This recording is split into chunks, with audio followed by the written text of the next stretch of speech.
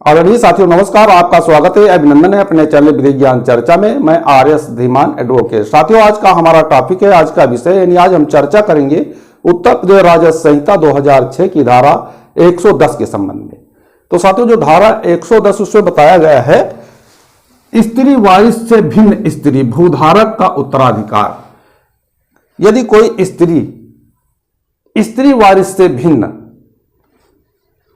स्त्री भूधारक का उत्तराधिकार, यानी कि कहने का मतलब है कि यदि कोई स्त्री है उसको स्त्री वारिस के नाते हित न प्राप्त होकर उसे स्वार्जित संपत्ति है, जैसे कि बैनामे, दान पत्र या वसीयत द्वारा प्राप्त हुई है, तो उसका उत्तराधिकार क्या होगा, ये बताया गया है धारा 110 में।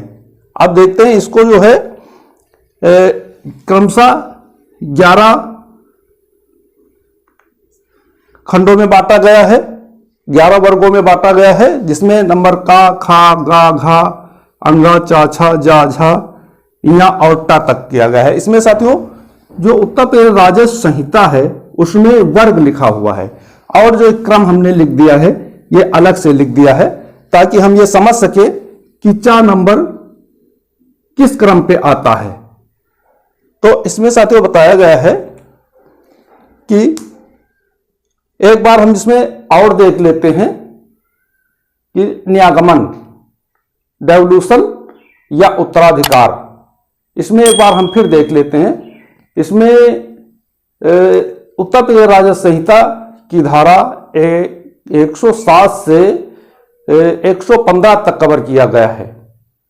तो इसमें जो है धारा 108 में बताया गया है पुरुष भूमिधर आसामी या सरकारी पट्टेदार के उत्तराधिकार का सामान्य क्रम क्या होगा। ये सामान्य क्रम ये है का से लेकर अड़ा तक, यानी कि क्रम 1 से लेकर और 15 तक।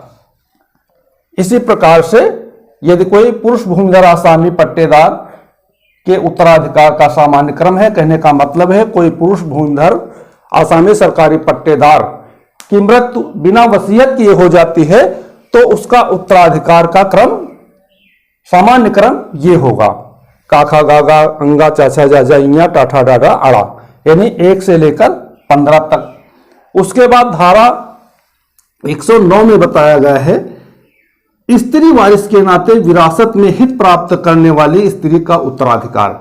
जहां इस संहिता के प्रारंभ होने के पूर्व या पश्चात कोई स्त्री किसी जोत में पुरुष भूमिधर आसामी या सरकारी पट्टेदार का हित विरासत में प्राप्त करे और ऐसी स्त्री का ऐसा प्रारंभ होने के पश्चात मृत्यु हो जाए, वह विवाह कर ले, पुनर्विवाह, वहां जोत में उसका हित धारा 107 और 112 के उपबंधों के अध्याधीन यथा स्थित अंतिम पुरुष भूमिधर आसामी सरकारी पट्टेदार के निकटतम जीवित वारिस को न्यायगत होगा।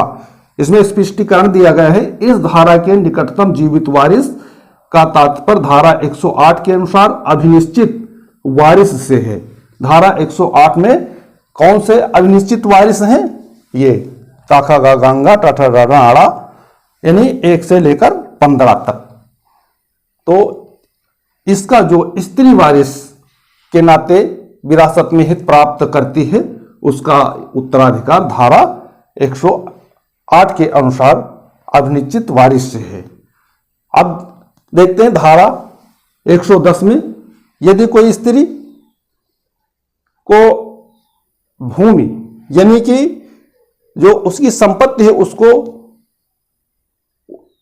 वसीयत से, दान पत्र से, बैनामे से, यानी कि स्वार्जित संपत्ति है, तो उसका उत्तराधिकार इस क्रम से जाएगा। नंबर का, खा, गा, घा, अंगा, चा, छा, जा, झा, अइया और टा, यानी क्रम 1 से 11 तक।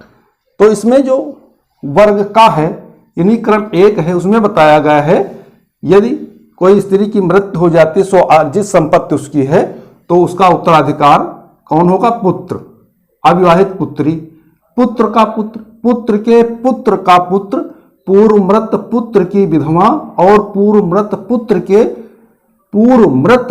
की विधवा, प्रतिशाखा के समान अंशों में। उसके बाद वर्ग खा यानी कि नंबर 2 में आता है पति। यदि का में कोई नहीं है, वर्ग का में यानी कि क्रम संख्या 1 में कोई जीवित वारिस नहीं है, तो फिर किसको प्राप्त होगा? उसके पति को। ठीक है। अब देखिए का और खा यानी 1 और 2 में कोई जीवित वारिस नहीं है, तो गा को प्राप्त होना था, लेकिन अब इसको जो है यहां से न्यस्त कर दिया गया है। अब अविवाहित पुत्री को क्रम 1 पे ला दिया गया, ये यहां पे ला दिया गया है, इसलिए ये यानी कि वर्ग गा क्रम संख्या 3 को निकाल दिया गया है। अब देखते हैं नंबर घा यानी वर्ग घा नंबर 4, विवाहित पुत्री। यदि का खा गा वर्ग यानी क्रम संख्या 1 2 3 में कोई नहीं है, तो फिर विवाहित पुत्री को मिलेगा। यदि अब इसमें से का खा गा घा में कोई नहीं है, अंगा में है, यानी कि क्रम 5 पे आती है पुत्री का पुत्र। यदि ये भी नहीं है, तो फिर वर्ग चा यानी नंबर 6 में पिता को जाएगी संपत्ति। और यदि का से लेकर चा तक कोई नहीं है, तो वर्ग छा यानी क्रम 7 पर विधवा माता को जाएगी। और यदि का से लेकर छा तक यानी विधवा माता तक कोई नहीं है, तो फिर वर्ग जा यानी कि क्रम 8 में भाई जो उसी मृत पिता का पुत्र हो, भाई का पुत्र प्रति शाखा के अनुसार। उसके बाद यदि का से लेकर जा तक कोई नहीं है, नहीं यानी कि 1 से 8 तक भी कोई नहीं है, तो फिर झा में जाएगा। झा में कौन आता है? अविवाहित बहन। यदि 1 से लेकर 9 तक यानी का से लेकर झा तक भी कोई जीवित वारिस नहीं है, तो इया में जाएगा यानी क्रम 10 पर जाएगा विवाहित बहन को। यदि इनमें से भी कोई नहीं है, कहने का मतलब है का से इया तक क्रम संख्या 1 से 10 तक विवाहित बहन भी नहीं है, तो फिर वर्ग टा यानी कि नंबर 11 क्रम 11 पर बहन के पुत्र को जाएगा अंश। तो इसमें साथियों यही बताया गया है कि धारा 110 स्त्री वारिस से भिन्न स्त्री भूधारक का उत्तराधिकार क्या होगा। यदि कोई स्त्री स्व की संपत्ति स्वार्जित है, बैनामे से प्राप्त है, वसीयत से प्राप्त है, दान में मिली है, तो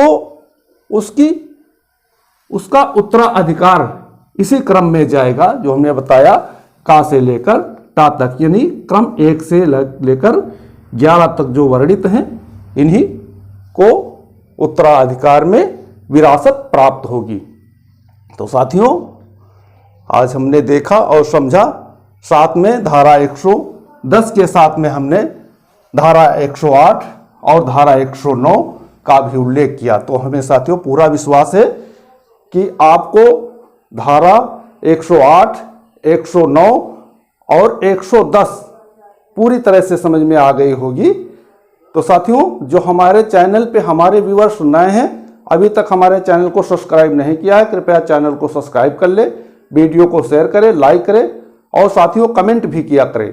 तो साथियों आज के वीडियो में बस इतना ही। अगले वीडियो तक के लिए नमस्कार।